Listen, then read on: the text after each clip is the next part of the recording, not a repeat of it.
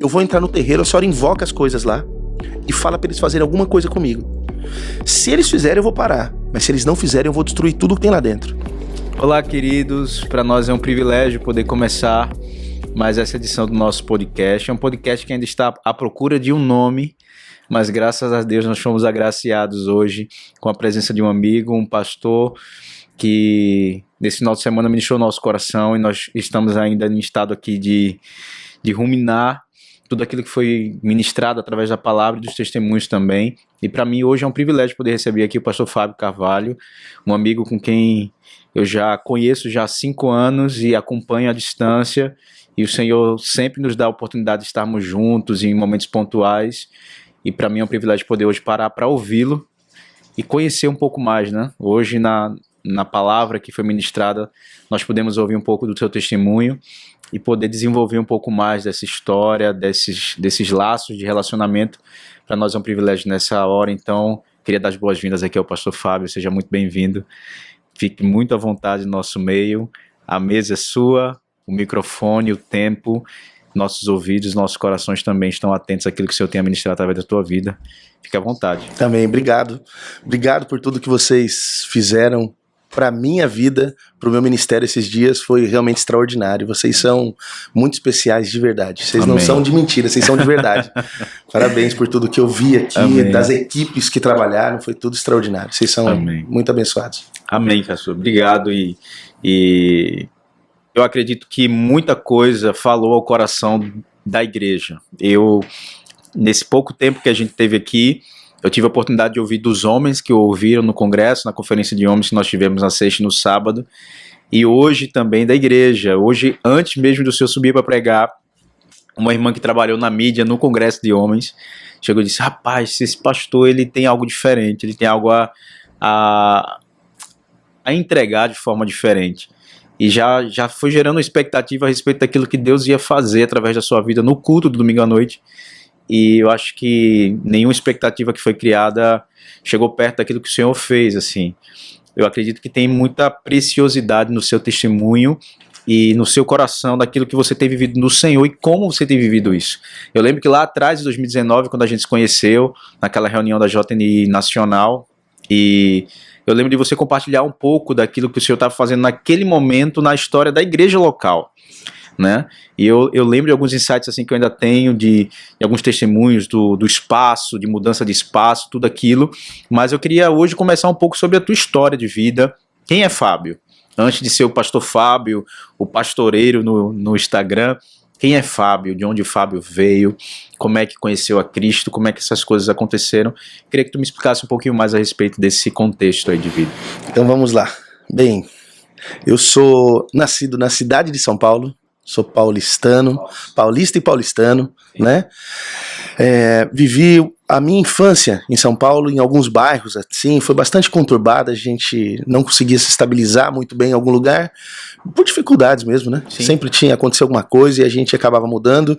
Na minha pré-adolescência fui morar em Santos, porque meu pai se separou da minha mãe, eu tinha 3 anos de idade, fiquei sem contato com ele, mas nesse momento de pré-adolescência a gente quis, eu quero conhecer meu pai, quero entender. Sim. Minha mãe topou, por mais que para ela fosse um sacrifício horroroso, né? Sim. Porque minha mãe trabalhava já, morando em São Paulo já era distante, lá em Cotia, e depois nós fomos morar em Santos e minha mãe continuou nessa jornada, assim, ficou uma loucura total. Trabalhava em São Paulo e morando em Santos. Morando em Santos. Caramba. Minha mãe sempre foi bem louca, assim, nesse sentido, né, de trabalhar. Guerreira.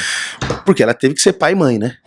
Como ela falava, sou pai. Então, tinha que ser nessa loucura. Sim. Ficamos esse período lá em Santos e depois não deu certo por várias questões também. Foi bem legal, mas para a família como um todo não foi muito proveitoso. Sim. E minha avó já tinha mudado para o interior de São Paulo, cidade de Nova Odessa.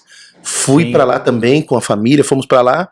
Ficamos um tempo, inclusive, morando ali na casa da avó, e depois a gente foi para nossa casinha, morando em Nova Odessa. Com 19 anos, eu tive a minha experiência com o Senhor, que eu me converti, mas dentro desse período, completamente afastado. Família espírita, todo mundo de alguma forma espírita. A gente falava que era católico, né? Por tradição, tudo, mas na verdade era espírita.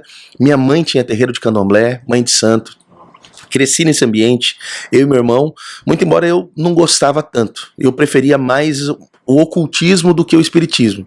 Então, andei pelo ocultismo também, tive a oportunidade de fazer várias coisas, mas crescendo nesse ambiente, estava muito afastado de Deus. Mas assim, uma curiosidade, pra gente que nasceu, cresceu no Evangelho, se torna comum essas manifestações espirituais para quem está nesse ambiente desde pequeno?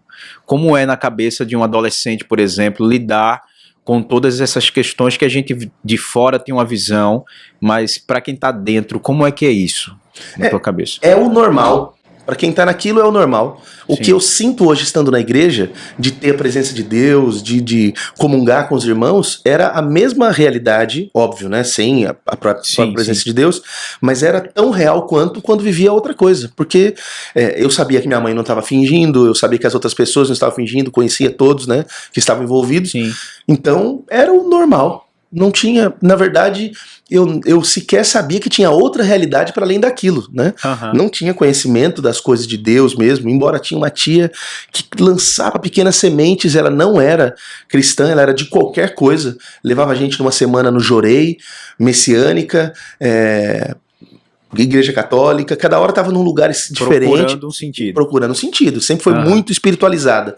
E por conta disso, ensinava a gente a fazer rezas. Então, por exemplo, pequeno eu lembro de ter aprendido o que os católicos vão chamar de credo, né? Que não é uma reza, mas é uma confissão de fé. Sim. E a gente rezava o credo em casa, oração pro anjo da guarda, essas coisas, né? Sim. Então, era assim, uma centelha daquilo que Deus já queria fazer através dessas pessoas, mas completamente afastado de Deus, envolvido no espiritismo.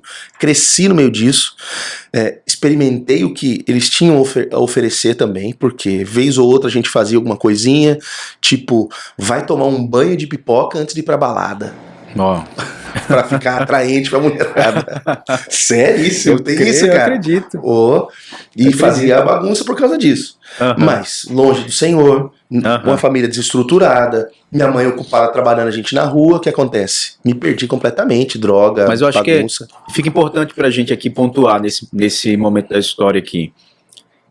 Tinha efeito aquilo que você buscava de forma prática, aquilo que os espíritos, a gente tem um entendimento hoje a respeito do que é, mas é até meio complicado a gente se posicionar hoje publicamente, porque até tem uma questão com relação à discriminação religiosa, todo esse preconceito religioso. Mas a gente entende que existem hoje dois lados e você estava servindo, vivendo uma realidade daquilo que a gente entende como sendo a ação do inimigo, que não está limitada apenas a esse tipo de busca religiosa. O inimigo está no mundo, em tudo aquilo que opera no mundo. Perfeito. Mas olhando para aquela situação naquele momento, porque é importante que a gente pontue, porque quem está dentro da igreja muitas vezes acredita que por ser tudo engano, as coisas não acontecem, é fruto da imaginação, é o acaso. Para você que esteve lá, por exemplo, esse tipo de causa e efeito era real, fazia isso para acontecer isso e aquilo acontecia. Certamente. Como é que funciona? Com certeza. É um engano no sentido de que eles manipulavam as situações para parecer ser uma coisa que não são. Sim. Porque eles não são autodeclaradamente demônios. Eles são aquelas entidades que são invocadas e espíritos e tal. Que se identificam como isso, né? E para aquele pessoal, os identificavam com nomes específicos, entendendo ser certas entidades. Hoje, diante de tudo que a gente já viveu, a gente entende o que são de fato. Mas a realidade material daquilo que era feito, não tem como negar. Sim. De ver os trabalhos, as macumbas sendo feitas e as coisas de fato acontecendo, cara. Sabe, gente chegando com todo tipo de necessidade para ser feita alguma coisa e a gente vendo as coisas acontecendo. Imagina. Mas via assim, era absurdo. O que a gente busca na igreja evangélica de ver coisas sobrenaturais e tal, a gente via ali, era corriqueiro, cara. Sempre. Era corriqueiro. Ver gente chegando doente e saindo curado. Uma família quebrada, um marido que estava traindo, e o cara parar de fazer as coisas que fazia por outros meios, obviamente, né? Então era tipo, vou citar um caso que é feio, mas o cara traía a esposa, a mulher vai lá fazer uma macumba pro marido e ele para de trair a mulher. Por quê? Porque ele ficava impotente quando estava contra as mulheres. O cara só funcionava com a própria esposa. Entendi. Então, era o método. Aham. Pro cara ficar fiel. Sim, e pra Não ela mexia era com o coração vantajoso, do né? cara. Uhum. Mexia com uma situação. E pra esposa era Uma vantajoso. circunstância, né? Exato, mas Sim. acontecia, cara. Acontecia, minha mãe era muito conhecida por conta dessa parte e ela já estava migrando para outras coisas de bruxaria também. E minha mãe sempre gostou muito de estudar, então era tarô cigano, búzios da afro, runas, né, dos druidas e dos caras de lá, Aham. mais nórdicos e tal. E como é que acontece essa ruptura? Porque, bom, você está num ambiente onde as coisas que se desejam dentro de uma condição, né? Você faz determinadas coisas para conseguir aquilo que você quer, você alcança. Sim. Então, aparentemente é muito vantajoso, é tudo muito fácil, entre aspas. E prático. E prático, sim, com certeza. Porque, inclusive, não foram poucas as vezes que nós víamos pessoas evangélicas lá. Que se autodeclaravam evangélicas, inclusive, mas que diziam que oravam, não conseguiam resposta para suas orações e no desespero corriam para lá. Sim. Por quê? Porque ali tem uma questão muito imediata. É pedido alguma coisa, faz-se a oferta, né? Sim. A oferenda e tudo mais, paga-se por aquilo que quer e recebe. É assim, vai lá, paga e consegue. Simples assim. O que é completamente contrário para nós agora no Evangelho. Sim. Dependemos da vontade de Deus, da bondade de Deus, da graça de Deus, da sabedoria de Deus e nos submetemos ao tempo com isso, né? Mas lá não tem isso, cara. Uma construção de relacionamento também, né? Lá Que é o mais foi lá, importante. pagou, recebeu. Imagina. Então é muito prático. E para você se desvincular disso, não é simples. Aham. Não é simples. Não vem só com uma consciência de uma possibilidade. Você tem que ter uma experiência mesmo. Real. Se nada acontecer dentro de você, você não tem nenhum interesse de parar com suas coisas. Nenhum, cara. Não, e é fácil até de entender essa realidade, né? Porque você tem um lugar onde tem toda a vantagem do mundo, aparentemente, e você se desvincular disso por algo que você não tem tantas garantias práticas. Uhum. Como é que foi essa ruptura para você aí, essa virada de chave? Até um detalhe, eu vejo bastante em rede social, várias coisas, né? E tem umas coisas, assim, que simulam hoje o candomblé, a umbanda, fake total nas redes sociais. Eu olho para aquilo e falo assim, cara, não foi isso que eu experimentei. Isso aqui é mentira.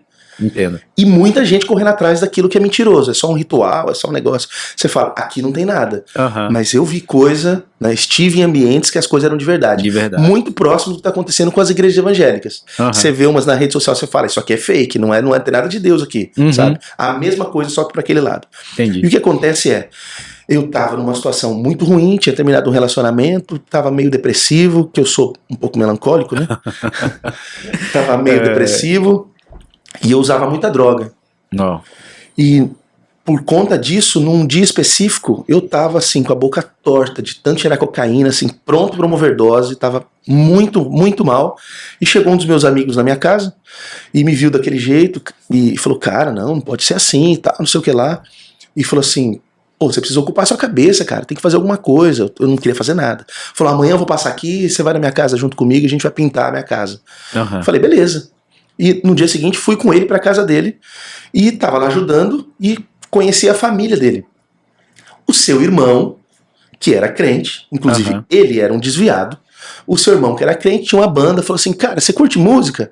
Eu tenho uma banda, vai tocar o dia tal, você não quer ir ver minha banda tocar? Falei, vou, com certeza. Fui com eles nesse rolê, entramos numa vanzinha e fomos. Era um showmício, cara. Eles iam tocar num show para um candidato a deputado, sei lá o que, da cidade do lado lá. Só que cristão. E era uma banda cristã, mas eu não tinha ideia do que se tratava. E fui meio de gaiato nessa história aí, e choveu e cancelou o evento. E porque cancelou o evento, eles foram pedir nas igrejas para tocar. Foram pedir numa igreja mais pentecostal, não deixou tocar, porque o baterista era cabeludo e as meninas estavam todas de calça. Então proibiram de tocar lá. Aí foram numa igreja do Nazareno, na cidade americana, no bairro Zanaga. E era pequenininha à época, hoje é uma igreja muito boa, muito grande, mas era bem pequenininha assim, boa também, né, mas muito pequenininha. E falaram, pastor, a gente pode tocar? Explicou a história e tal. O pastor falou assim, olha, pode tocar, mas vocês têm que ficar pro culto. Todos eles eram crentes, para eles foi fácil. Falei, cara, vocês me trouxeram pra uma armadilha, eu não vou entrar nessa igreja nem a pau. E fiquei lá fora, encostei no muro, fiquei fumando um cigarro. Chegou uma senhora da recepção, falou assim, moço, tem um lugarzinho especial pra você, entra lá, senta. Mas assim, uma educação que me constrangia, cara. Sim. Mas eu tava resistente, não queria entrar, não tinha nenhum acesso a coisa de crente. Isso. 2000 ali. Isso. Não tinha nenhum desejo de frequentar uma igreja, de qualquer coisa de crente.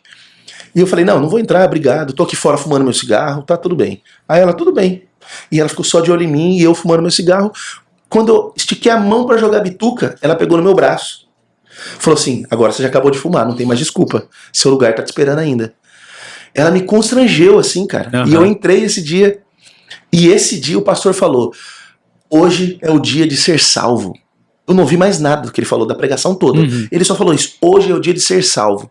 Eu não sabia do que eu tinha que ser salvo, mas me bateu uma convicção que eu tava perdidaço e que eu precisava de alguma coisa que ele tinha pra oferecer. E eu comecei a chorar, cara. Comecei a chorar sem entender nada. E esse camarada, que era desviado e tava comigo aquele dia, começou a me ver chorando. Eu falei, cara, o que tá acontecendo? E ele falou, o Espírito Santo tá falando com você. Eu falei, mas falando o quê? Eu não tô ouvindo ele falar nada. Ele falou assim, não, mas é que ele tá tocando seu coração. Eu falei, mas o que eu faço? Ele falou, o pastor vai fazer um apelo, você vai lá na frente. E eu sem entender, assim, o que tava acontecendo, mas eu sentindo aquilo dentro do coração, sabe? Aquela paz diferente, ao mesmo tempo um incômodo, como se eu tivesse perdido e precisasse ser encontrado. Era essa a sensação. E o pastor realmente fez o apelo, pediu para quem quisesse se entregar para Jesus fosse lá na frente, e esse cara falou, vai lá. E eu fui à frente sem entender do que se tratava. E aí o pastor ministrou que se eu estivesse com a vida perdida era para me entregar para Jesus e confiar nele, que minha vida ia ser transformada. E aquilo começou a fazer sentido, que os meus pecados estavam perdoados por Cristo, mas eu precisava me arrepender dos meus pecados. E comecei a fazer uma conexão de várias coisas na cabeça e eu falei assim, ok, eu me entrego para Jesus aqui agora.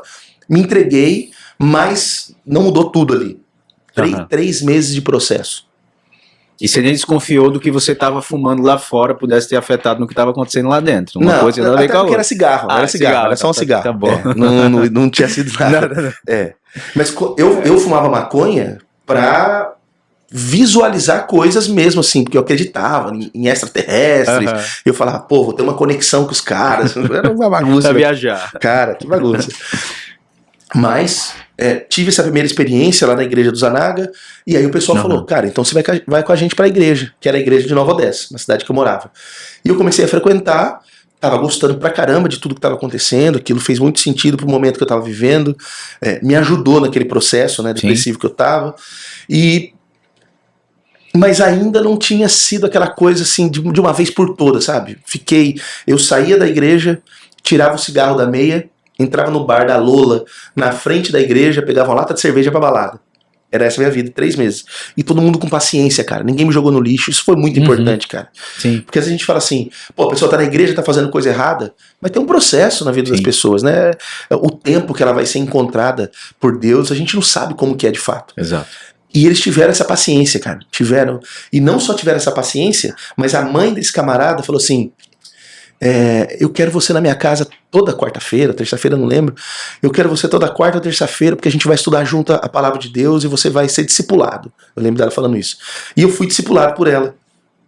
Foi assim, uma bênção. Estudamos o Evangelho de João, aquilo foi construindo coisa no meu coração, na minha mente. E então eu falei assim, agora decido por Cristo de fato e não volto mais e não quero mais fazer coisa errada e tudo mais. E ali eu me entreguei pra Jesus de verdade, cara. Ali. No fim das contas, vou adiantar, depois eu volto um pouquinho a história. Esse camarada, o irmão dele que me levou pra ver a banda, e essa senhora, que é uma família, são a minha família hoje. Porque esse camarada é meu cunhado. Oh. A minha discipuladora é a minha sogra. E eu passei um tempo visitando a casa deles e eu nunca vi a minha esposa lá. Depois vai ser minha esposa. Eu nunca a via. Mas ela morava lá? Morava lá. Namorava um camarada, né? Ah, entendi. E eu comecei a vê-la na igreja, mas nunca tinha reparado nela, nada, assim. Era detalhe, a gente estudou, depois a gente descobriu que a gente estudou junto vários anos na escola. Só que ela era crente lá da frente e eu era tranqueira lá do fundo. A gente sabe que a gente estudou juntos só por causa de amigos em comum. Estudei tal série com ele. Ah, mas eu também. Como assim? Você estava na minha classe, né? Legal. E aí a gente depois começou a ter um relacionamento. Vocês são contemporâneos, então. Mesma idade, mais ou menos. Ela é 2 meses mais velha que eu. Ah, é a mesma situação minha com a minha esposa. Mesma coisa, ela é 45 dias mais velha do que eu. Nossa, muito mais velha. Mesmo ano. Legal. E tive esse processo, tive o discipulado, me entreguei pra Jesus e falei assim, agora já era. É de uma vez. E aí eu mergulhei, cara. Comecei uma imersão com Deus, assim, porque eu aprendi. A sua vida cristã é oração, palavra, jejum. É isso. Amigo, eu saía do trabalho, eu não tinha outra coisa a fazer a não ser orar e ler a Bíblia, cara.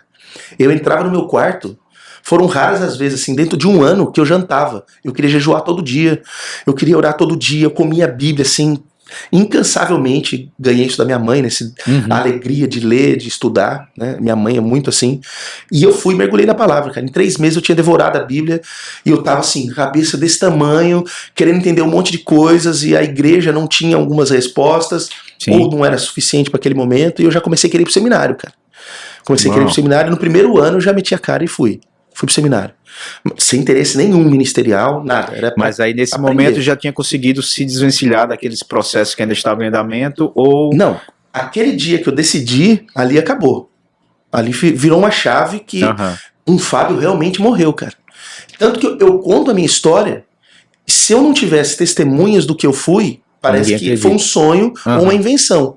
Porque eu não consigo me colocar mais naquele lugar, nem pra sentir. Sabe quando você tem uma memória e você sente? Parece que eu tô falando de outra pessoa. Nem parece que eu tô falando de mim, né? Então, se eu não tivesse amigos que até hoje falam assim, o Fábio tá mentindo. Ele tá se fingindo de crente. Tem cara da antiga que fala isso ainda. Que eu tô forjando porque eu era muito tranqueira. Você não tem noção. Eu virei uma época testemunha de Jeová por causa de uma mulher que eu fui atrás dela numa igreja. Então eles acham que eu tô forjando alguma coisa ainda, sabe? Entendi. Eles não conseguem acreditar que eu me converti, os lá do passado. Então se eu não tivesse essas testemunhas, eu não saberia se foi real mesmo tudo aquilo. Né? Mas porque foi muito intenso pro mal. Mas também na mesma proporção foi muito intenso pro certo, cara. Já quis mergulhar de cara pro seminário, já me coloquei à disposição de Deus, pedi demissão do trabalho, porque foi a primeira loucura, assim, né? Pedi demissão do trabalho, falei, eu preciso falar de Jesus na rua. Peguei minha rescisão, comprei de panfleto de Bíblia para a porta das escolas. Pegava a saída de uma escola, entrada de outra, e ficava indo de escola em escola, e eu tinha que falar de Jesus para todo mundo, e entre as entradas e saídas ia pros bares, cara, saía os bares, e um em um entrando assim, falando de Jesus pros outros. Loucura, loucura, sim. E nesse processo, a minha mãe se converte. Meu irmão drogado até o último fio de cabelo, craqueiro, meu irmão, devendo pra todo lado, sim, agiota, dono de prostíbulo indo atrás do cara, uma vida muito torta, né? Mais velho? Mais novo. 1 ano e meio mais novo que eu. Mas muito errado mesmo, muito torto, correndo pra cá e pra lá, tentando alguma coisa pra vida, e minha mãe ainda nas macumbas. Por conta da vida que eu agora tinha, minha mãe não queria mais que eu vivesse lá, fui morar com a minha avó, né? Mas comecei a ir pra casa da minha mãe pra evangelizá-la.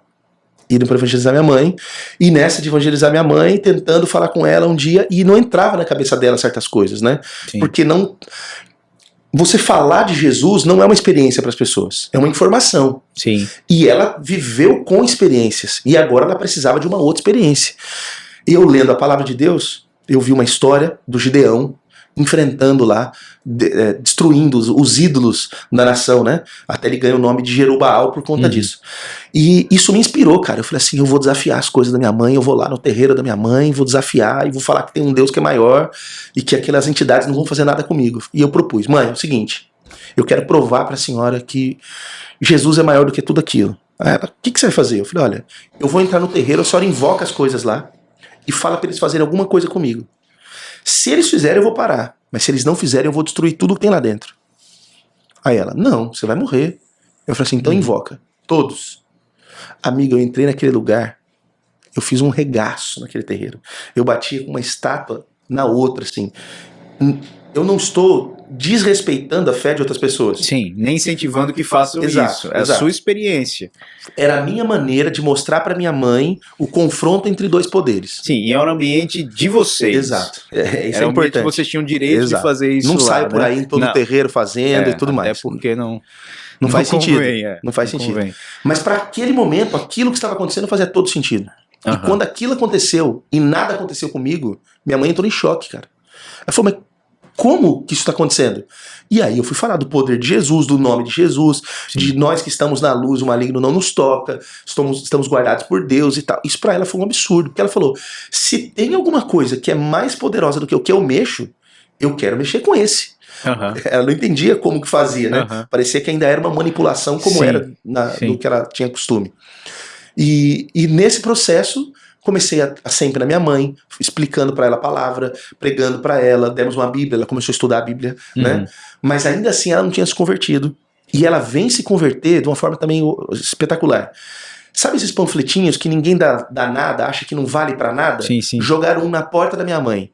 Minha mãe pegou um daquele panfletinho. A literatura, a velha literatura. Um textinho e atrás um carimbo. Tarde da Bênção, Assembleia de Deus, Ministério Belém e tal. Ela falou, eu vou nesse negócio. Pegou a Bíblia que eu dei pra ela e foi. Shortinho, blusinha, Assembleia de Deus, Ministério Belém. Naquele tempo era bem mais rígido do que agora ainda, né? Foi pra lá, chegou naquele lugar, o irmão da recepção tratou-a com toda dignidade, falou assim, o Senhor estava esperando por você. Uau. E ela, como que ele sabia que eu ia vir, né? Entrou e a pregação, minha mãe narra assim no detalhe também, a pregação de Davi honrando oh meu Deus, Mefibosete, Sim, sim. né? Filho de Jonatas. E honrando a ele, falando pra ele, olha, a partir de agora você vai comer sempre na mesa do rei. Sim. E minha mãe ouviu isso e entendeu Jesus falando isso com ela, cara. E aquele dia minha mãe se entregou pra Jesus lá dentro da Assembleia de Deus. Glória a Deus. Só que ainda precisava de um processo de libertação. Sim. Porque todos aqueles anos mexendo com um monte de coisa, né? E aí ela começou a querer estudar a palavra, começou a querer se aprofundar, mas ela ainda era atormentada pelas coisas que não queria que ela parasse. E aí eu e meu pastor fomos fazer um processo de libertação na minha mãe. Meu pastor era ligado nessa época com umas coisas de cura e libertação, né? Então pega um livro com um monte de nome e ela tem que ficar preenchendo e negando aquelas entidades. E aí fomos lá orar com minha mãe e com aquela lista na mão ela foi falando, eu rejeito o pacto que eu fiz com fulano de tal, rejeito o pacto que eu fiz com ciclano, com Beltrano, foi falando todos. A hora que chegou em um, que era a cabeça dela, vamos dizer assim, que é a entidade para a qual ela estava realmente consagrada, aí ela não conseguiu falar, travou e incorporou. Uau. A hora que incorporou, eu já cresci vendo minha mãe receber, eu sabia por nome cada um deles, né? E começamos a expulsar. Entrava um, a gente expulsava. Entrava outro, a gente expulsava. Entrava... Tarde inteira, cara. Meu Deus. Meu pastor falou assim, eu tenho outro compromisso, eu preciso ir embora, e a gente não acaba aqui, eu tenho que ir embora. Você vai ficar aí sozinho. E eu, novo convertido, falei, beleza, eu vou ficar aqui, eu vou expulsar todas essas coisas da minha mãe. Meu Deus. E ali, ó, tarde toda expulsando o demônio, cara. Entrava um, saia outro, entrava um, saia outro, entrava um, saia outro. Foi um negócio de filme mesmo, o negócio. Ok, a mãe ficou liberta, foi perdendo tudo que tinha na vida, porque tudo que ela ganhou veio de lá. Tomaram tudo de volta, as coisas dela. E aí nós nos juntamos para ir atrás do meu irmão. Internamos meu irmão numa clínica, meu irmão se converteu dentro da clínica de recuperação, e aí foi o processo da vida dele depois. E aí foi sequência, aí foi vindo todo mundo da família. Todo mundo, eu sou pastor da minha família hoje. Meu Deus. Era uma família espírita. E a minha mãe tem uma brincadeira, né? Que ela diz que o pessoal fala, a senhora era mãe de santo? Ela fala assim, não, agora eu sou mãe de santo, né? E uma santa filha de Deus também, né? Mas eu acho que até esse momento da história a gente consegue pontuar algumas coisas bem improváveis, porque são coisas que a gente, muitas vezes no costume de igreja, principalmente nessa geração que a gente tá, quando a gente olha para a geração passada, a gente perdeu alguns hábitos que a gente tinha, e consegue julgar com muita facilidade coisas que não convêm mais ou coisas que não tem mais o lugar que tinham dentro da cultura da igreja.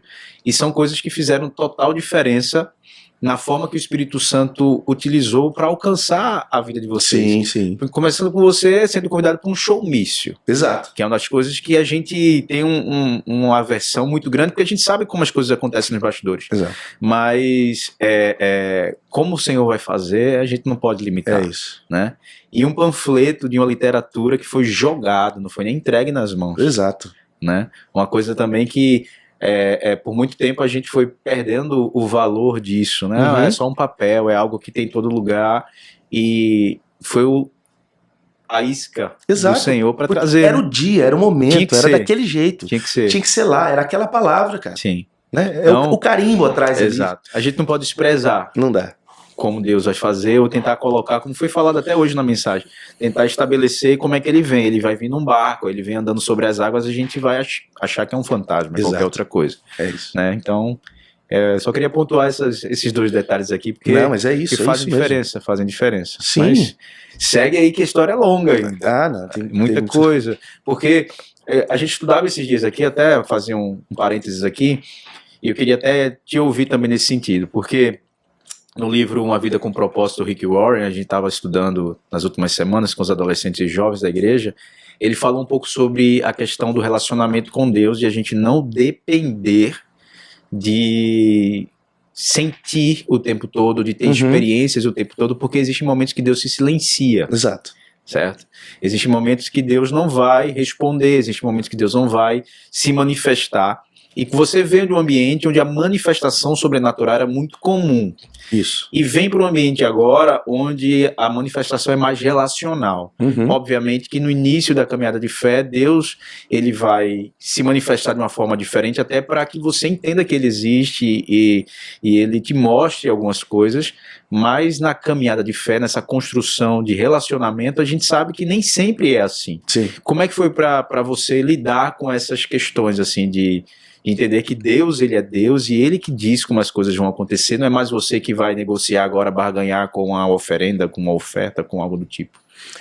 No meu caso, como eu tive experiências com Deus, que nem sempre eu abro para todo mundo o que aconteceu, porque, de novo, né, como eu falei na pregação, é coisa que você vai falar, as pessoas vão falar assim, conversa, puxa vida. Mas que foram coisas determinantes para mim, minha mãe também teve as dela, né? Por exemplo, eu... ainda novo convertido, mas já atuava ali no Ministério de Som da igreja e tal. E no culto, cara, o céu desceu na igreja, todo mundo adorando. Cara, eu tive uma visão. Vou ousar falar como Paulo, se no corpo não sei, se fora do corpo eu não sei. Eu não sei se eu fui ou se veio, eu não sei o que aconteceu. Amigo, eu estava diante do Senhor, cara. O que eu preguei, descrevi aqui ontem, do Senhor assentado no alto sublime trono, eu não vi nada menos do que aquilo. E não tô com exagero nenhum. Sim. Isso mudou minha vida pra sempre, cara. Isso foi um impacto. Eu tremia por dias lembrando disso, cara. Por dias. Isso assim, eu falei, não dá pra isso não ser real. Eu não tô ouvindo alguém me contar uma história, eu não tô lendo um texto. Eu fui lá e eu vi, sabe? E vi Deus olhando pra mim, cara. Olhando pra mim. Aí você fala, mas você viu o rosto dele? Não, eu olhava pra ele, eu via que ele era um ser que tinha uma silhueta parecida com a gente, mas estava muito longe. Mas quando eu olhava, parecia que ele estava na minha frente. Era tudo muito esquisito, porque ele estava muito distante, mas eu olhava como se ele estivesse próximo. Eu olhava, via que tinha um rosto, mas não via nenhuma face. Eu não vi, como eu não via face, eu não vi o olho, mas eu sabia que ele estava olhando pra mim. É bagunçado isso. Sim. Sim. E eu via que ele estava olhando para mim. E eu queria falar e eu não conseguia falar. Mas eu estava assim em êxtase, olhando para aquilo, ele olhando para mim, e ao mesmo tempo eu vi que ele olhava para o lado. Enquanto olhava para mim, ele olhava para o lado. E eu olhei para o lado para ver o que ele olhava. Amigo, eu vi umas, sei lá, milhares, centenas de anjos, e eles estavam cantando alguma música. E aquela melodia entrou no meu coração e eu fiquei sem ar. Eu perdi o ar, eu parecia que eu ia morrer. Eu fiquei sufocado assim. E eu parei de olhar pra eles e olhei de volta. E aí ele tava olhando pra mim, ele tava olhando pra lá e ele tava olhando pra baixo. E você tava na igreja? Então, até então eu não sabia o que tava acontecendo. Porque eu achei que eu tava lá. Você foi... porque era o que eu via. Foi levado pela não foi uma impressão. Eu tava lá. Sim. E aí, quando ele olhou pra baixo, e eu falei, o que ele tá olhando agora? E eu olhei pra baixo, eu abri o olho no corpo. Sim. E eu abri o olho e eu vi a igreja. Ninguém conseguia fazer nada a não ser chorar e soluçar. Era isso que tava o culto. Sim. Todo mundo de mãos erguidas, os instrumentistas não conseguiam tocar, largaram assim, todo mundo adorando a Deus e clamando o Senhor. Era isso que a igreja estava vivendo naquele momento. Existia uma manifestação comum e uma específica para você. Exato. Sim. E eles tendo aquela experiência com Deus, cada um tendo a sua e eu tendo a minha. Mas eu vi aquilo estava lindo, mas eu não queria aquilo. Eu fechei o olho e falei, eu quero voltar. Só que quando eu fui, eu já não estava mais onde eu estava. Eu estava como se eu estivesse sendo retirado do lugar. E eu voltando para trás, como se eu estivesse numa, sei lá, uma escada rolante, vindo para trás, sem movimentar. Eu andava como se fosse para trás, mas sem me movimentar. Se afastando. E eu voltava e falava, eu quero ficar. E alguém veio no caminho, e eu tinha plena convicção que era o Senhor Jesus, cara. E ele falou para mim assim, não é agora. Mas eu quero ficar. Ele falou assim, não é agora. E eu abri o olho de novo, e eu sentei no chão da igreja e comecei a chorar, cara. Chorar assim, de doer por dentro. E chorar, e chorar, e chorar. Eu quero voltar, eu fechava o olho, eu quero ir pra lá, eu quero ficar aqui não, eu quero ir pra lá. E isso me marcou e me alimentou, assim, por muito tempo, cara, essa experiência. Sim. Então, quando eu comecei a ler os textos bíblicos depois disso, Eram vivos os textos. Sim. Porque eu falava assim, eu sei do que é isso, cara. Eu vi. Eu tava lá, sabe? Assim, é lógico que fala isso pra um monte de gente é bobeira, alucinação, Sim. é vontade, é desejo. Mas foi. E isso foi importante, porque eu tinha tido outras experiências lá atrás, com outras coisas, e aqui eu tive essa experiência com Deus. Então, não era a história de que alguém tinha contado. Primeiro, Deus falou comigo aqui dentro, e depois eu tive essas experiências. E fui tendo várias outras, de libertação, né, de manifestações, assim. Então, o início da minha jornada teve muita coisa concreta acontecendo para além das coisas que a gente ouvia, né? Então isso me ajudou muito e ajudou muito minha mãe. Sim. Que bom. São coisas que realmente inspiram, né? E entender que para o contexto de vida de vocês, essas experiências eram necessárias naquele momento, né? Para justamente romper com as experiências do passado e estabelecer algo novo do Senhor para a vida de vocês. Exato. Né? E desse ponto da história para a gente chegar num casamento, 3 filhas e um ministério pastoral. Porque aí já tinha entrado pro seminário. Já. Nesse momento, solteiro ainda. A história com a minha esposa é assim, é romântica por um lado e feia por outro. Porque assim, eu comecei a orar, buscar em Deus, né, uma moça e tudo, e o pessoal explicando, olha, agora não é mais como você fazia, tem que orar, tem que buscar em Deus, e Deus vai preparar uma pessoa pra você, e eu sem entender nada. Inclusive, a minha sogra me apresentou uma moça e falou, você tem que namorar ela porque ela é uma moça de Deus. E eu fui namorar essa moça e não tinha nada de moça de Deus. Fui na casa dela um dia e ela quis que eu entrasse, e eu falei, mas cadê seu pai? Ela falou assim, meu pai tá lá no fundo. Eu entrei, fui assim, ela tirando a roupa, cara. Eu falei, opa, não tô na bagunça, quero fazer certo. Eu tava de chinelo, peguei o chinelinho, vazei, fui embora. Falei, não apareço mais nessa casa, cara. Eu queria fazer o certo, não queria bagunçar mais. Minha vida já torta tinha ficado pra trás. E no fim das contas, eu num culto de oração, orando, e eu falei, pai, eu queria que o senhor me ajudasse, me mostrasse quem vai ser minha esposa e tal. E no fim das contas eu tive quase que uma visão, era uma silhueta do cabelo, assim, o jeito e tal. E um dia eu tava no culto e quem tava ministrando louvor, a hora que eu olhei, eu pisquei rápido, eu vi a silhueta dela. Era que eu tinha visto na reunião de oração, cara. Vi aquilo, né? Aí eu falei, é ela? E meu coração já encheu. Qual o problema? Ela namorava. Falei, então esquece. E eu comecei a gostar dela, fiquei perdidamente apaixonado por ela, e ela namorando outro cara, esse cara era meu amigo. Falei, esquece, tá tudo errado, não vou nem levar pra frente isso. Mas eu não conseguia não levar pra frente. Porque eu tava gostando demais dela. Aí, muito crente, o que eu fiz? Fui lá falar com o cara. Falei, olha, é o seguinte, eu tô gostando dela, da Aline, e eu queria que você soubesse que você orasse por mim, cara.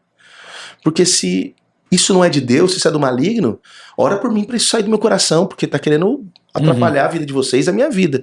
Agora, se isso for de Deus, eu queria que você soubesse que ela vai ser minha esposa. O cara foi em choque. Mas é melhor ouvir isso da sua boca, né? E eu tava sendo muito sincero, assim, eu não tava dando em cima dela, fazendo nada. E ele não era casado também, e então, você tava conversando com ele, não era com ela, né? Exato. Com ele. Então. Resumo da história, o cara por alguma razão foi embora, e aí eles terminaram lá o namoro, o noivado deles. Eu falei, agora eu tô aqui, amigo, agora deixa comigo que eu vou fazer minha parte.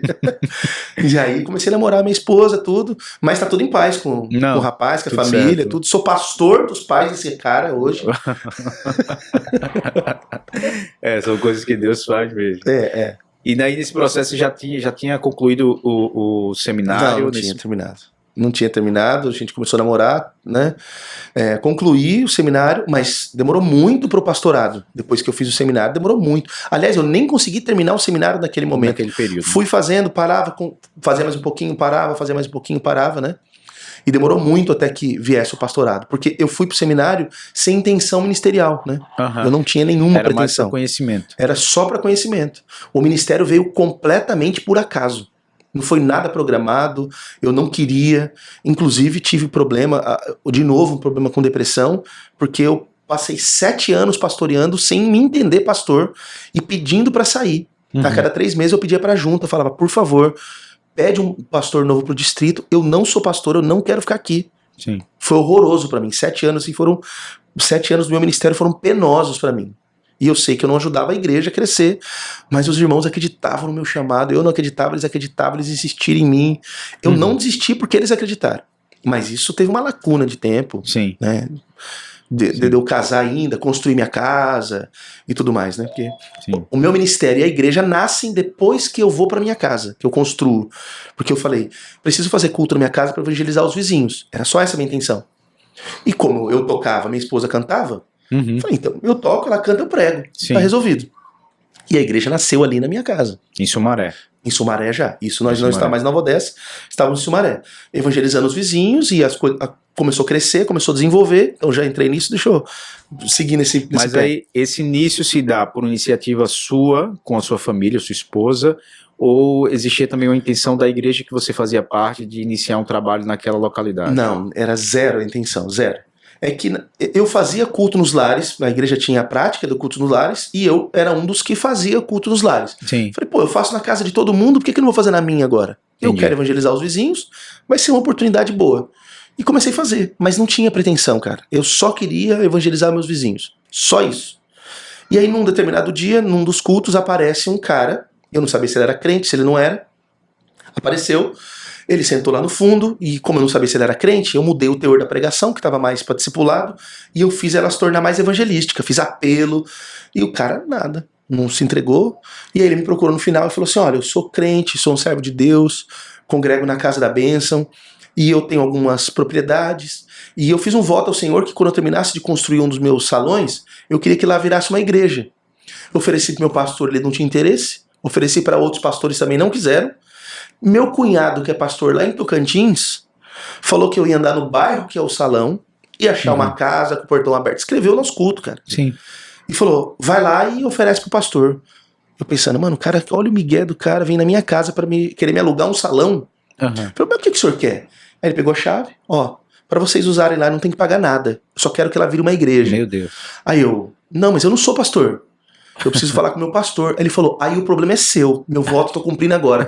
Deixou a chave no cartão e foi embora. Essa minha parte eu fiz. Aí a gente ficou olhando pra cara do outro assim. E aí? E o pessoal emocionado e eu desesperado. Falei, não. Peguei o telefone, pastor Getúlio, ó, aconteceu assim, assim, assado. O senhor tem que ver o que vai fazer. Aí ele falou, eu? Foi na tua casa levar, você vai pastorear lá. Eu falei, mas eu não sou pastor. Mão, ele falou, você é pastor, o senhor tá te chamando pro pastorado. Aí eu, não. E comecei o trabalho lá sem licença, cara. Zero licença, só começamos. E sem aceitar muito bem também, né? Não, o que eu pensava? Bem, eu vou começar e Alguém vai vir vem. um pastor, pronto. Porque eu sempre fui muito ativo na igreja, mas era Sim. só isso. Eu só era o líder de jovens. Não Sim. tinha pretensão pastoral.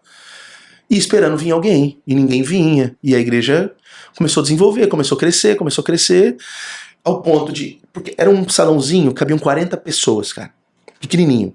E tinham 3 salões um do lado do outro. Como não cabia todo mundo, vamos pegar o salão do lado, a gente arranca a parede? Vamos. Pegamos o salãozinho do lado, ampliamos um pouquinho, depois quebramos a parede do outro, os 3 virou um templo, né? Arrumamos, classe para criança, uma igreja. Mas eu não tinha nenhuma pretensão ainda. E isso foi por um longo tempo, 7 anos, cara. Caramba. 7 anos sofrendo, pedindo, por favor, manda outro, eu não quero, eu não sou pastor, não faz sentido isso pra mim, não quero. Até que num retiro de pastores, ali Deus ministrou no meu coração, cara. Ali Deus mostrou pra mim, por A mais B, que o meu chamado é pastoral. Olha como foi. Talvez você se lembre disso. Foi culto de despedida do pastor Aguiar como líder nacional. Eu lembro desse No período. Manaim. Sim. Lá dentro, pastor do Brasil todo. E o pastor Aguiar, lá em cima, daquele jeitão dele, né, tal. Aí ele me olhou do jeito que eu sempre estou. Aqui, por acaso, eu tô muito comportado. Mas como eu sempre estou? De bermuda e camiseta, cara. Meu tênisinho e tudo. Eu tava daquele jeito e cara barbada. Lá de cima ele olhou. Ele me esculachou na frente de todo mundo, cara. Essa molecada acha que tá onde? Ah, não sei o que lá. Olha o jeito. Que bibibi. Eu me senti arrasado, sentei, e o pastor Carlinhos de Jaguariúna falou assim, Fabinho, dava pra me chamar de Fabinho na época, Fabinho, isso não é palavra de Deus pra sua vida, cara. E só que eu tinha orado antes de ir pro retiro, eu falei, Deus, é a última chance que o Senhor tem pra me convencer que eu sou pastor. Se nesse retiro eu não tiver a confirmação, eu vou entregar a chave da igreja ao pastor Wagner, eu não volto nem pra despedir. Eu tava pronto pra isso, chave no bolso. E a hora que ele falou aquilo, eu falei, é a confirmação que eu não sou pastor. Só que eu pensei, puxa, eu só não precisava ser rejeitado assim na frente de todo mundo. Ser dessa forma, né? Mas beleza. Ele acabou de falar, recebeu o presentinho dele, que ele ganhou um presente maravilhoso lá, foi embora para curtir o presente dele, e subiu em seguida o pastor Jeremias Pereira, 8ª de Belo Horizonte, Sim. e sobe para pregar. E aí ele, daquele jeitão dele, né, falou, ó, eu sou muito amigo do velho, então eu posso contrariar ele na frente de todo mundo que não vai dar problema nenhum. Pastor Jeremias Pereira. E ele começou a ministrar na minha vida, cara. E fala, o Senhor te chamou e tal. Direto. Falou assim, eu já tive a barba preta igual a sua, agora minha barba é branca. E o senhor tá usando um presbiteriano para profetizar? Nada mais improvável, como assim, se tudo que já tivesse acontecido fosse tudo normal, né? Não teve nada normal. E foi ministrando na minha vida, cara. E aí o Carlinhos falou pra mim assim, cara, eu não falei, mas eu tava muito incrédulo, eu tava muito machucado. Eu falei assim, não tem nada confirmado, tem uma palavra contra e uma palavra a favor, eu não tenho certeza de nada ainda, cara. Tô no 0 a 0. Jeremias acabou de falar aquilo, fez a pregação dele. Pra finalizar aquela manhã, sobe o Dr. Jerry Porter, que era um dos gerais da época. Ele subiu e falou assim, quero aqui diante de todos ratificar a palavra do pastor Jeremias Pereira e dizer ao jovem pastor, e ele ministrou na minha vida, cara. A igreja Nazareno conta com você, o Senhor te chamou ao ministério e tal, e não sei o que lá. E eu chocado com aquilo, cara. Comecei a chorar de novo, falei, entendi, eu sou pastor. E o Senhor me fez lembrar de quando eu não era crente. Com os caras drogados na rua, que eu pegava todo mundo, levava pra minha casa pra eles não dar trabalho, eu saía pra comprar comida pros caras não ficar dando bandeira, e sabe, fazendo aquela sessão de proteção pros errados, né? Sim. E o senhor falou, você é pastor desde sempre, você cuida dessas pessoas desde sempre. Me fez lembrar uma vez, eu nunca gostei de ir, mas fui 2 vezes com amigos pra beber, numa casa de prostituição, e os caras tudo lá com as meninas e tal, e eu só indo pra beber. Uma menina encostou do lado e eu comecei a falar pra ela, o que você tá fazendo aqui? Você é uma moça bonita, tem que sair dessa vida. E ela começou a chorar e Deus me fez eu lembrar. Eu lá cuidando daquela moça naquele lugar, cara. Você sempre foi pastor. E eu, uau. Aí eu voltei pra igreja empolgadaço. Falei, agora vocês me seguram. Que agora essa igreja vai, cara. E a igreja começou a desenvolver a partir disso. E isso faz quanto tempo? Cara, você fala de anos assim, então foi... 7 anos após o meu início de pastorado, né? Eu tenho 15 anos de pastor, então na verdade tem 8 anos atrás. Isso, 8 anos atrás. E aí começou o meu ministério mesmo pastoral. Aí ali comecei a dar ênfase para a igreja desenvolver, a igreja crescer, as coisas acontecerem. E aí daí para frente foi indo... Os processos, né? Mas você vê... Tudo sempre teve uma doideira, não foi nunca teve alguma que foi normal, no padrão, assim. Sim. Sempre era com uma anormalidade. Mudança de templo, tudo foi muito anormal sempre. A gente, fazendo um salto rápido, o tempo tá chegando bem no horário da saída. Daqui a pouco o pastor vai precisar ir para o aeroporto já para voltar para casa. Mas assim, nós tivemos um tempo de conversa, de ministração agora no mês de abril, e uma das coisas que o senhor compartilhou que mexeu muito no meu coração, porque a gente tem hábitos dentro da igreja, de visão, de objetivos, de crescimento, de amadurecimento, discipulado, batismo, tudo. E você compartilhou um pouco das suas crises. Sim. E eu acho muito interessante porque você é alguém que abre mesmo assim, das crises que você tem no sentido de questionamentos. Quando eu falo crises, questionamentos ao Senhor, de ficar... realmente tentando entender o porquê que as coisas são da forma que são, porque na sua cabeça são diferentes, e até o Senhor ministrar o que realmente Ele quer de você. Sobre essa questão da visão de Deus para a igreja local na sua situação. Exato, foi o passo seguinte. Porque quando eu entendi quem eu era, eu falei assim, tá, agora eu preciso entender quem é a nossa igreja no seu plano. Porque para mim nunca fez sentido ter 1 milhão de igrejas uma do lado da outra, e parecer que a gente está competindo, né? Para mim nunca fez sentido. Eu falei assim, e eu falei, Senhor, se for para sermos só mais uma, é melhor que eu pegue o meu povo e a gente se une com alguma outra. Sim. Não faz sentido ter mais uma, a não ser que tenhamos alguma questão específica. Então eu gostaria muito que o Senhor me dissesse qual é a nossa missão específica dentre todas as outras igrejas, para fazer sentido não nos juntarmos com outra. Um devocional numa manhã, eu lendo Jeremias capítulo 6. Amigo, aquilo saltou no meu olho assim, ó. Jeremias capítulo 6, versículo 16, né? Deus está fazendo uma exortação para o seu povo, na boca do profeta, mas eu entendi aquilo, não no sentido contrário do texto, mas para além da exortação, porque Deus está cobrando de uma coisa que ele já tinha dito. E daí Deus fala assim, ande pelos caminhos e quando você chegar na encruzilhada, você vai encontrar o caminho antigo. Ande por esse caminho, pelo caminho antigo, e você vai encontrar shalom, paz para sua alma. Daí descortinou o processo de quem era a nossa igreja, a partir desse versículo. Ou seja, não vai fazer nada mais do que o que tem que ser feito, mas vai voltar só para o essencial. Uhum. E eu comecei a escrever a partir disso. Peguei o computador, e a Lene brinca que eu tava como se fosse o Chico Xavier, psicografando, só que eu tava digitando ali. Uhum. E o projeto da nossa igreja nasceu naquela manhã, cara. Que na verdade deixou de ser amanhã, porque eu entrei à tarde adentro, tudo da igreja. Tudo. O que você pensar. Projeto de educação, caminho do discípulo, que é o que a gente está implantando até agora. Né? Cada uma das coisas, como iam funcionar, qual seria a estrutura, organograma da igreja, o fluxo das coisas na igreja, tudo. Aquela manhã, daquele versículo, começou a desdobrar várias questões, várias coisas. Quando eu acabei, eu fiz, meu Deus, o que é isso? Fiz uma reunião com a junta, falei, Deus me deu isso aqui. Eu gostaria que vocês colocassem oração para validar ou não. Todo mundo concordou, falou, nós entendemos que isso aqui é de Deus também. Sim. Eu falei, agora eu vou apresentar para a igreja, eu quero ver se a igreja vem junto e entende que é isso. Porque se for, é uma guinada. Nós estávamos num sentido, a gente vai para outro completamente diferente.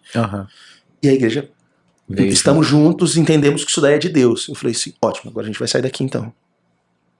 E aí foi o nosso processo de mudança de salão, e foi na loucuragem mesmo, assim, né? Porque não tinha dinheiro para nada, não conseguia nem pagar aluguel, e vamos fazer o que Deus está chamando a gente para fazer.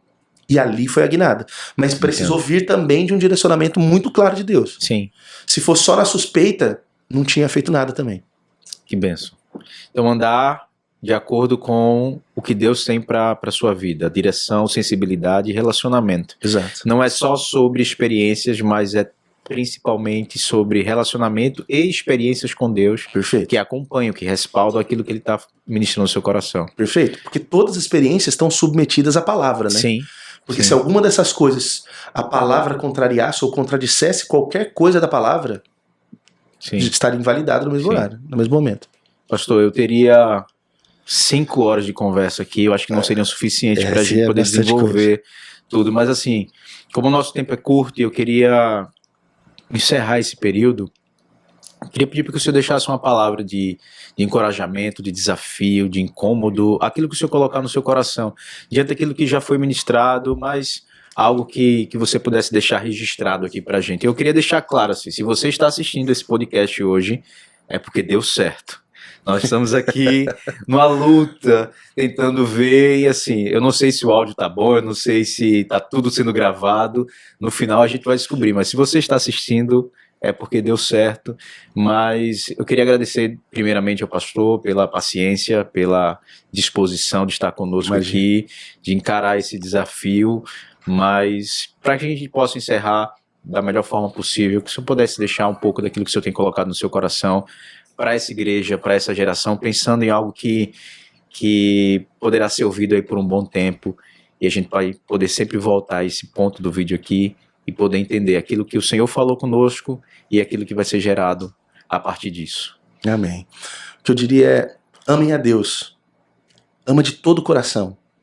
E esse amor precisa desdobrar em intensidade, fidelidade e perseverança. Não arreda o pé um segundo de fazer o básico, o simples. Ore todos os dias, medite na palavra do Senhor dia e noite. Jejue o quanto você der conta, tenha comunhão com seus irmãos, participe dos meios da graça, né? Sim. Seja fiel nisso o tempo todo, porque é isso que vai dar consistência na jornada. Essas experiências, elas acontecem, mas quando elas não acontecerem, você vai ser guiado por essas outras coisas, né? E elas vão validar todas as experiências. Sim. Então, ame a Deus de todo o coração, seja intenso, seja fiel a Deus. Amém. Fábio. Obrigado, mano. Obrigado, meu amigo. Deus te abençoe. E vai ficar agora devendo uma segunda parte desse podcast com mais tempo, com mais calma. E eu acredito que você voltar logo aqui, porque a igreja ficou desejosa de poder ouvir mais, conhecer mais. Vamos ver se a gente na próxima vez consegue trazer parte da família junto também. Para a gente vai ser um privilégio continuar sendo ministrado pelo Senhor e também ser bênção para você. Obrigado, meu amigo. Obrigado de coração por tudo que vocês fizeram, pelo que vocês foram na minha vida esses dias, pelas equipes que trabalharam aqui. Vocês têm gente extraordinária que essa equipe está trabalhando aqui, ó. Gente boa de Deus. Obrigado por tudo. Eu queria aproveitar e deixar aqui meu agradecimento a Tássia e a Jéssica, que estão aqui até essa hora. São quase 20 para meia-noite. E estão aqui arriscando, tentando. E você que nos acompanhou até aqui, continue, se inscreva no canal, compartilhe esse vídeo com seus amigos, espalhe a notícia para que a gente possa continuar trabalhando e preparando um material que abençoe a sua vida e possa frutificar para você. Deus abençoe, a gente se vê logo mais, se Deus quiser, em nome de Jesus. Amém. Amém. Deu certo?